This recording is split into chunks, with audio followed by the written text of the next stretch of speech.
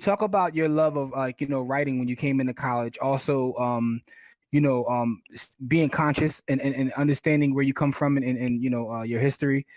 How have those things affected you in business, right? So obviously you like to read and you've able to take advantage of those programs because of your propensity to go read and find information. But would you say that it's impacted how you do business in real estate in other ways in terms of like your education, your love for writing and history and things like that? Oh, most definitely. Basically, it's the confidence. There's saying from projects or pyramids to projects. Well, now my whole thing is let's reverse that from projects to pyramids. I grew up my first 10 years of my life. I grew up in the projects.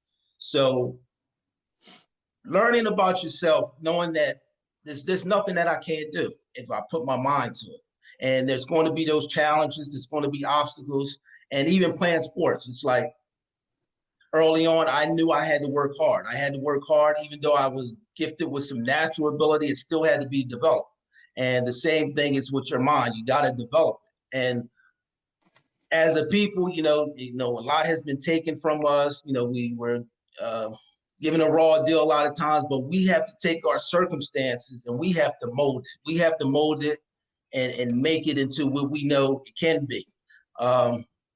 So getting into African American studies, and that's why I switched, because it's like, man, I got to take all these courses. It's like, I can't keep taking electives. I need all of this. So, I needed it all. And then some of the people that came through there, some of the people Dr. Sante brought through there. I mean, a lot of the books that people read, a lot of those guys came to Temple. Ivan Van Sertima, it's just the whole gamut of people just coming through. Nice. I like that whole thing from projects to pyramids. I like that. Next question I have for you is you mentioned being from Chester originally. Have you purchased anything out there? Are you looking to do any investment in Chester? What's your opinion of the real estate market in Chester? I've never bought anything in Chester. Being from Chester, I know a lot of the politics going on in Chester, and there's a lot of things going on. Actually, I use this example. My parents, we bought our first house in 1976.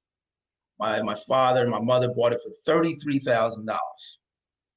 That same house, I think I looked it up about a year or so ago. That house right now is valued at about $60,000. So we're talking about 35 years. That's crazy. Right. And I'm glad you said that, right? Because Corey actually bought and flipped the property in Chester, right? But I was telling him, I said those exact words to him when he talked about, like, why won't you go in Chester? I said, it's the politics. And I don't want to get too deep into it, but I'm glad you said that, because we didn't discuss this ahead of time. But you said exactly what I say all the time. That's the problem with Chester. So I was just wondering whether you had that same perspective. I mean, it's unfortunate, when you have situations like Chester, where you had white flight, and at the time, if you don't know, Chester was a Republican city because of Delaware County, for the most part, is controlled. It used to be you couldn't get a job like in the school district or the city unless you were a registered Republican, and people have been stealing money for years. So even once we get into power, it's still the same game. Money's here and then it's gone.